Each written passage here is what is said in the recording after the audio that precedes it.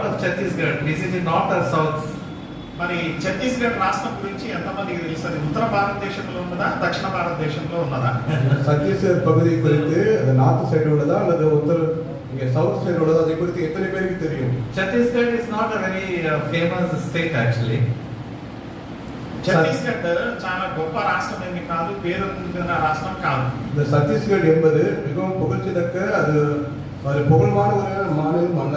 And I'm serving in a district called Bastar district, that is in South Chhattisgarh. Chhattisgarh లోని దక్షిణ జిల్లా అయినటువంటి బస్తర్ జిల్లాలో నేను ప్రభు సేవ చేస్తున్నాను. ஆகவே சத்தீஸ்கரில் தென்னிந்தியா பகுதியில் பஸ்டர் என்று சொல்லப்படுகிற அந்த பகுதியில் அங்கே ஊழியம் செய்கிறேன். I'm serving the Lord over there since the past 10 years now. గత 10 సంవత్సరముల నుండి నేను ఆ ప్రాంతంలో సేవ చేస్తున్నాను. கடந்த 10 ஆண்டுகளாக அந்த பகுதியிலே நான் ஊழியம் செய்கிறேன். So all of you will be wondering before that what I was doing, isn't it? మరి ఆ 10 సంవత్సరాలకు ముందు నేను ఏం చేస్తున్నానని మీలో కొంతమందికి ఆశ్చర్యం కలగవచ్చు. அந்த 10 ஆண்டுகளுக்கு முன்பதாக நான் என்ன செய்து கொண்டிருந்தேன் உங்களுக்கு ஆச்சரியமாக இருக்கலாம். So my testimony will consist of how I reached Chhattisgarh and what I am doing over there. నా సాక్ష్యంలో భాగం ఏంటంటే ఛత్తీస్గఢ్ రాష్ట్రానికి నేను ఎలా వెళ్ళాను, ఎలా చేరుకున్నాను, అక్కడ నా సేవ ఏంటి. என்னுடைய சாட்சியுடைய பகுதி என்னவென்றால் அந்த சத்தீஸ்கர் பகுதிக்கு நான் விதமாக சென்றேன், அங்கே விதமாக நான் ஊழியம் செய்து கொண்டிருக்கிறேன். இதை குறித்து தான் உங்களிடத்தில் நான் பகிர்ந்து கொள்ள போகிறேன். And I would like to tell you that I am actually Telugu. నేను మీకు తెలియజేసుకోవాల్సినటువంటి విషయం ఏంటంటే వాస్తవంగా నేను తెలుగు వ్యక్తిని, but born in அவங்களுக்கு தெரியப்படுத்த வேண்டிய விஷயம் நான் தெலுங்கு நபரை சேர்ந்தவன். However, I was born and brought up in Goa. అయితే నేను పుట్టడం అంతా నా జన్మస్థానం వచ్చేసి గోవా ప్రాంతం. And because கோவா என்கிற இடத்துல பிறந்தேன். Because of that I can only speak Telugu and I cannot read or write. Therefore I have to speak in English. గోవాలో నేను జన్మించాను కాబట్టి అక్కడే పెరిగాను కాబట్టి తెలుగును మాట్లాడగలను కానీ చదవలేను.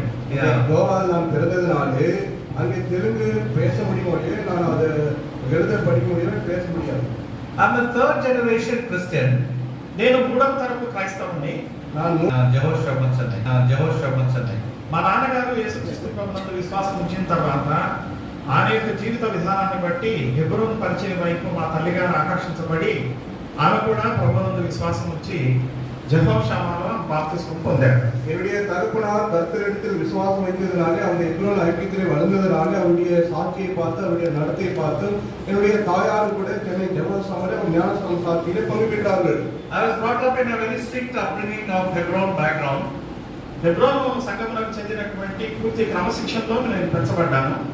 హెబ్రోనిல் சேர்ந்த பின்னணியிலே அந்த ஒழுங்கிலே நான் வளர்க்கப்பட்டேன். My father, he was a Goa government gazetted officer, but still he served the Lord and established 2 assemblies over there. నా తండ్రి గారు గోవా రాష్ట్ర ప్రభుత్వంలో గెజిటెడ్ అధికారిగా పనిచేసేవారు. అదే సమయంలో 2 హెబ్రోన్ సంఘాల్లో కూడా ఆయన ప్రభు యొక్క పరిచర్యలో పాల్గొనేవారు. He was the founder member of these 2 assemblies and most of the places in Goa he had done the gospel. என்னுடைய தகப்பனார் அங்கே கோவாவிலே ஒரு அதிகாரியாக வேலை செய்து கொண்டு அங்கே 2 ஹெப்ரோன் ஐக்கியத்திலே ஒரு ஊழியம் செய்து கொண்டு வந்தார். ఈ 2 సంఘాల్లో కూడా ఆయన పరిచర్య చేస్తూ సువార్త వ్యాపకంలో తన పాత్రను తాను నిర్వర్తించేవాడు. இந்த 2 சபைகளிலும் கூட கர்த்தருடைய ஊழியத்தை செய்து கொண்டு அவருடைய சுவிசேஷத்தை அறிவித்துக் கொண்டு அவருடைய ஊழியத்தை செய்து கொண்டு வந்தார். And I was born again when I was 11 years old in Hebron youth camp. నేను హెబ్రోన్ యవనస్తుల In 1983 1983వ సంవత్సరంలో హెబ్రోన్ యవనస్తుల క్యాంపులో నేను ప్రభువునందు విశ్వాసం ఉంచాను. 1983ஆம் ஆண்டு ஹெப்ரோன் வாலிபர் முகாமிலே நான் மறுபடியும் ரட்சிக்கப்பட்டேன். God spoke to me from this verse which I am going to read now before you. ప్రభు యొక్క వాక్యంలో నుండి ఒక వాక్యాన్ని చదువుకుందాం. ఆ వచనం ద్వారా ప్రభు నాతో మాట్లాడారు. కాబట్టి వేదத்திலிருந்து ஒரு வார்த்தையை வாசிக்கலாம். அந்த வார்த்தை மூலமாக கர்த்தர் என்னோடு பேசினார். 1 Corinthians chapter 3 and verse 13. కొరింథీయులకు రాయబడినటువంటి మొదటి పత్రిక 3వ అధ్యాయము 11వ వచనం. 1 కొరింథీయులు 3వ అధ్యాయం 13వ వచనం. Every man's work shall be made manifest, for the day shall declare it, because it shall be revealed by fire, and the fire shall try every man's work of all sorts it is. ఎవడైనను ఈ పునాది మీద బంగారము, వెండి, వెలగల రాళ్ళు, కర్ర, గడ్డి, కొయ్యకాలు మొదలైన వాటితో కట్టిన యెడల వారి పని కనబడదు. ఆ దినము దాన్ని తేటపరచును, అది అగ్ని చేత బయలుపరచబడును, మరియు వారి పని ఎట్టిదో దాన్ని అగ్నియే పరీక్షించును. தமிழ் 12 ஒருவன் அந்த அஸ்திபாரத்தின் மேல் பொன் வெள்ளி வெளியேற கல், மரம், புல், வைக்கோல் ஆகிய இவைகளை கட்டினால் அவனுடைய வேலைப்பாடு வெளியாகும். நாளானது அதை விளங்கிக் கொள்ளும், ஏனெனில் அது அக்னியினாலே வெளிப்படுத்தப்படும். அவனுடைய வேலைப்பாடு எத்தனையது என்று அக்னியால் பரிசோதிக்கும். Then after that, during my graduation, I got baptized. నేను ఆ తర్వాత గ్రాడ్యుయేషన్ చేసే సమయంలో బాప్తిస్మాన్ని కూడా పొందాను. அதற்கு நான் டிகிரி படிக்கிற நேரத்தில் ஞானஸ்நான சாட்சியில பங்கு பெற்றேன். Isaiah 41 verse 9 and 10 was my baptism promise. యెషయా గ్రంథం 41వ అధ్యాయం 9-10 వచనములు నా బాప్తిస్మకు వాగ్దానం. ஏசாயா தீர்க்கதரிசன புத்தகம் 41ஆம் அதிகாரம் 9-10 வசனங்கள் என்னுடைய ஞானஸ்நான வாக்குத்தத்த வசனங்கள். నా సేవకుడైన ఇశ్రాయేలు, నేను ఏర్పరచుకున్న యాకోబు, నా స్నేహితుడైన అబ్రహాము సంతానమా, దూదిగంతముల నుండి నేను పట్టుకొని దాని కొనల నుండి పుచ్చుకున్నవాడా, నీవు నా దాసుడు, నీవు నేను నిన్ను ఉపేక్షింపక ఏర్పరచుకుంటున్నాను. నేను నీతో చెప్పి ఉన్నాను, నీకు తోడై ఉన్నాను, భయపడకము, నేను నీకు దేవుడై ఉన్నాను, దిగులు పడకము, నేను నిన్ను బలపడుతును, నీకు సహాయం చేయబడను నేనే, నీతి నా దక్షిణ హస్తం చేత నిన్ను ఆదుకుందును. நான் பூமியின் பலாஞ்சலிலிருந்து உன்னை எடுத்து அதன் எல்லைகளிலிருந்து அழைத்து வந்து, நீ என் தாசன், நான் உன்னை தெரிந்து கொண்டேன், நான் உன்னை வெறுத்து விடவில்லை என்று சொன்னேன். நீ பயப்படாதே, நான் உன்னுடனே இருக்கிறேன், திகையாதே, நான் உன் தேவன், நான் உன்னை பலப்படுத்தி உனக்கு சகாயம் பண்ணுவேன், என் நீதியின் வலது கரத்தினால் உன்னை தாங்குவேன். This baptism promise was fulfilled nearly 20 years later in my life. ఈ వాగ్దానాన్ని పొందిన తర్వాత 20 సంవత్సరాల తర్వాత ఈ యొక్క వాగ్దానం నా జీవితంలో నెరవేరింది. இந்த வாக்குத்தத்தத்தை பெற்ற பின்பு இந்த வாக்குத்தத்தமானது 20 ஆண்டுகளுக்கு பின்புதான் என்னுடைய வாழ்க்கையிலே நிறைவேறினது. I will not tell all my personal testimony and all those things because of lack of time and for other reasons. సమయభావం వల్ల నేను నా యొక్క వ్యక్తిగత సాక్ష్యంలోని వివిధ అంశాలను ఇప్పుడు నేను చెప్పలేను. என் நேரம் குறைவாக இருக்கிறபடினால என்னுடைய தனிப்பட்ட சாட்சியை நான் அதிகமாக உங்களுக்கு நான் பகிர்ந்து கொள்ள முடியவில்லை. However, I have many ambitions, including becoming a doctor actually. నేను వాస్తవంగా వైద్యుని కావాలని నాకు ఆశ ఉండింది. நான் மருத்துவராக வேண்டும் என்று எனக்கு வாஞ்சை இருந்தது. But God's plans and man's plans are different. అయితే దేవుని ప్రణాళికలు మనుషుల యొక్క ఆలోచనలు భిన్నంగా ఉంటాయి. ஆனால் கர்த்தருடைய ஆலோசனை மனுஷனுடைய ஆலோசனைக்கு வெவ்வேறாக இருக்கும். Since God wanted me to be His servant, He led me through many different situations in my life. దేవుడు తన దాసునిగా నన్ను ఉంచుకోవాలని ఆశించాడు కాబట్టి నా జీవితంలో రకరకమైనటువంటి అనుభవాల గుండా నన్ను నడిపించాడు. கர்த்தர் என்னை தம்முடைய தாசனாக வைத்துக் கொள்ள வேண்டும் என்று விரும்பினாலே தேவன் என்னை வெவ்வேறு வகையான அனுபவங்கள் வழியாக என்னை கொண்டு வந்தார். All said and done, I left thinking about becoming a doctor, and then I graduated as a master of English. సరే, నేను ఈ యొక్క వైద్యుని కావాలనేటువంటి ఆశను వదులుకొని ఇంగ్లీష్లో పట్టభద్రత సంపాదించాను. மருத்துவர் ஆக வேண்டும் என்ற வாஞ்சியை விட்டுவிட்டு ஆங்கிலத்திலே நான் பட்டாவை சம்பாதித்தேன். And then after that, I became a journalist. ఆ తర్వాత నేను పత్రికలకు సంబంధించినటువంటి జర్నలిస్ట్ గా అయ్యాను. These are all a series of miracles actually, which are not detailing. ఇవన్నీ కూడా వరుసక్రమంగా నా జీవితంలో జరిగిన అద్భుతాలు. వాటన్నిటిని వివరంగా చెప్పలేను. இவைகளெல்லாம் என்னுடைய வாழ்க்கையிலே வரிசையாக நடந்த அனுபவங்கள். And I became a journalist in the year 1997. 1997వ సంవత్సరంలో నేను జర్నలిస్ట్ గా అయ్యాను. 1997ஆம் வருடத்தில் நான் ஜர்னலிஸ்ட் ஆனேன். Then I began to grow as a career journalist. అయితే ఈ జర్నలిజాన్ని వృత్తిగా మార్చుకొని నేను వృద్ధి చెందుతూ ఉంటుంది. இந்த ஜர்னலிஸ்டுடைய அங்கே வேலையாக எடுத்துக்கொண்டு நான் அதில் பிடித்துக் கொண்டு வந்தேன். As I was growing as a journalist, my hair also started receding. కాక ఎప్పుడైతే జర్నలిస్టు వృత్తిని చేపట్టానో మెల్లగా నా తల కూడా అన్ని వెంట్రుకలు రాలిపోబట్టాయి. எப்பொழுது அந்த ஜர்னலிஸ்ட் தொழிலை நான் கைப்பிடித்தேனோ அப்பொழுது என்னோட தலையிலிருந்து அங்கே முடியெல்லாம் கொட்ட ஆரம்பித்தது. Then I lost all my hair by the time I was 25. 25 సంవత్సరాలకే పూర్తిగా నా తల మీద ఉన్న జుట్టంతా పోయింది. 25 ஆண்டுக்குள்ளாவே தலையிலிருந்து எல்லா முடிகளெல்லாம் கொட்டி விட்டது. Then my mother got worried because nobody would give me a girl. కనుక మా తల్లి గారికి చాలా భయం పట్టుకుంది, ఎవరు కూడా అమ్మాయిని ఇస్తారో ఇవ్వరో పెళ్లిలో అని చెప్పేసి. என்னுடைய தாயாருக்கு பயம் இருந்தது, என் மகனுக்கு பெண் கொடுப்பாங்களோ கொடுக்க மாட்டாங்களோ என்று சொல்லி. And I'm a family. I have 2 brothers and 1 sister. Yeah. మా కుటుంబంలో 2 సోదరులు, ఒక సహోదరి ఉంది, సోదరి. என்னுடைய குடும்பத்தில் 2 சகோதரர்கள், ஒரு சகோதரி இருக்கிறார்கள். My sister was married, thankfully, and not because of me. మా సోదరికి వివాహమైంది దేవుడి దయ వలన. என்னுடைய சகோதரிக்கு கர்த்தருடைய தயவினாலே விவாகமானது. And then I was like, so my mother was worrying, and then I told her that God will have somebody will be there for me who will look at my bald head and get married to me. So ఇంకా తర్వాత line లో నేనున్నాను, నాకు కూడా ఎవరో తగిన అమ్మాయి దొరకాలని మా తల్లిగారు ప్రార్థిస్తున్నారు. அதன் பிறகு வரிசையிலே நான் இருக்கிறேன், எனக்கு ஏதாவது ஒரு பெண்ணு கிடைக்கும் என்று எனக்காக என்னுடைய தாயார் ஜெபித்துக் கொண்டு வந்தார்கள். So by God's grace and God's amazing miraculous powers, I got married to a girl from Anantapur district. కనుక దేవుని మహాకృప చేత అద్భుత శక్తి చేత నాకు అనంతపురంకు చెందిన యువతితో వివాహం జరిగింది. கர்த்தருடைய கிருபையினாலே அதிசயமாக அந்த அனந்தபுரம் மாவட்டத்தில் உள்ள ஒரு சகோதரியோடு எனக்கு விவாகம் நடந்தது. She liked me despite my bald head, by the way. ఇంతగా పట్టణెత్తున్నా కూడా ఆమె చాలా నన్ను ప్రేమించేది, అభిమానించేది. விதமாக வழுக்க மண்டியா இருந்தாலும் என்னை அதிகமாக நேசிப்பார். Brother is not able to catch my words properly. Some of you can understand that stuff, I guess. So anyhow, so because this is all God's plan. కనుక ఇవన్నీ కూడా దైవ నిర్ణయాలు, దేవుని చిత్త ప్రకారం జరుగుతూ ఉన్నాయి. ஆகவே இது எல்லாம் கூட கர்த்தருடைய திட்டமாக அவருடைய ஆலோசனையாக நடந்து கொண்டு வந்தது. Then I was in Bangalore for 5 years. ఆ తర్వాత బెంగళూరు నగరంలో 5 సంవత్సరాలు as a journalist. పట్టణத்தில் 5 ఆండుகள் డెక్కన్ హెరాల్డ్ పత్రికలో జర్నలిస్ట్ గా ఉన్నాను.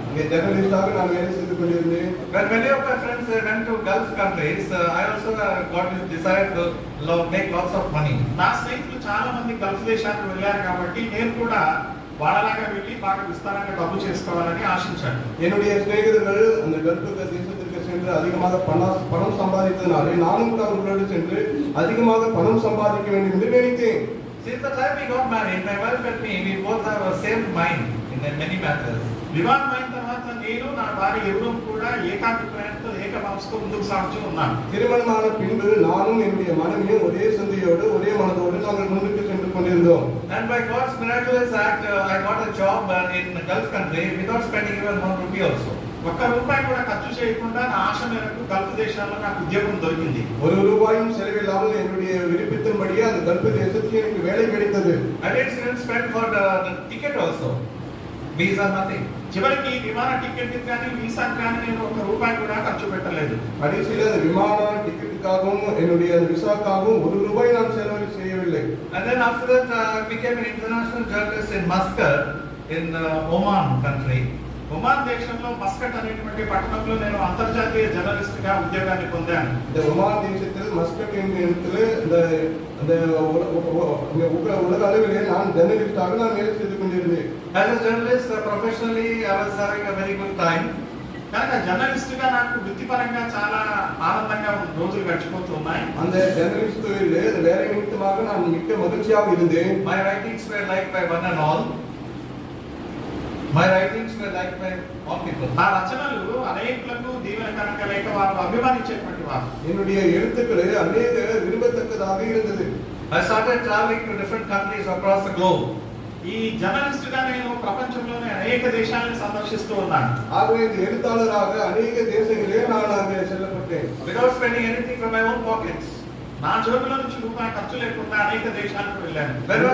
பையிலிருந்து ₹1 செலவில்லாமல் அநேக நாடுகளுக்கு நான் சென்றேன். When I was small, I used to look at airplanes and think, we are poor people, how we will get to go in those airplanes? నేను చిన్న వయసులో ఉన్నప్పుడు మనం చాలా పేదలం కదా, ఇలాగా విమానాల్లో ప్రయాణం చేయగలమా అని అనుకునేవాడిని. நான் சிறு வயதாக இருக்கும்போது நாம் எல்லாரும் ஏழைகள் தானே, நாம் இவ்விதமாக விமானத்திலே செல்வோமா என்று யோசிப்பேன்.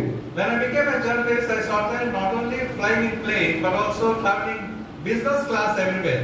కనుక నేను జర్నలిస్ట్ అయిన తర్వాత అందరూ కూడా సామాన్యంగా ప్రయాణం చేసేటువంటి ఎకనమీ క్లాస్ లో కాకుండా బిజినెస్ క్లాస్ లో విమానాల్లో ప్రయాణం చేసే అవకాశం నాకు కలిగేది. ஆகவே நான் பத்திரிகையாளராக இருந்தபடியாலே அந்த பிசினஸ் என்ற விமானத்திலே நான் பிரயாணம் செய்யும்படியாக எனக்கு வாய்ப்பு கிடைத்தது. I went to all the dream countries, whatever I was planning to see, visit. ఎక్కడెక్కడైతే మా శ్రేష్టమైనటువంటి దేశాలు ఉన్నాయి వాటన్నిటిని కూడా దర్శించేవాడిని. எங்கெல்லாம் அங்கே ஐஸ்வர்யமான நாடுகள் இருந்தோ அங்கெல்லாம் நான் செல்லப்பட்டேன். From childhood I was a fan of automobiles. Automobiles అంటే నాకు చాలా ఇష్టం చిన్న వయసు నుంచి. சிறு வயதிலிருந்து ஆட்டோமொபைல்ஸ் என்றால் எனக்கு மிகவும் பிடிக்கும். When I became a journalist, I got opportunity to drive fast cars, costly cars. I drove an F1 track. If anybody knows what it is. Journalist గా నేను అయిన తర్వాత దేవుని కృప చేత నాకు చాలా ఖరీదైన కార్లు దొరికాయి. ఖరీదైన కార్లు నేను డ్రైవ్ చేశాను, వాటిలో తిరిగాను. பத்திரிகையாளராக நான் அதில் பணியாற்றிய நேரத்தில் எனக்கு கர்த்தருடைய கிருபையினாலே விலை மதிக்கப்பட்ட கார்களை நான் பிரயாணம் செய்யும்படியாக கர்த்தர் எனக்கு கிருபை பாராட்டினார். I used to stay in 5-star hotels whose room rent used to be 1 lakh per day rupees. ఒక రోజుకు ₹1,00,000 అద్దె ఉండేటువంటి హోటల్స్ లో కూడా నేను బస చేశాను. ஒரு நாளைக்கு ₹1,00,000 அங்கே வாடகை கொடுக்கக்கூடிய ஹோட்டலில் நான் அங்கே தங்கி இருக்கிறேன். I had nothing lacking over there.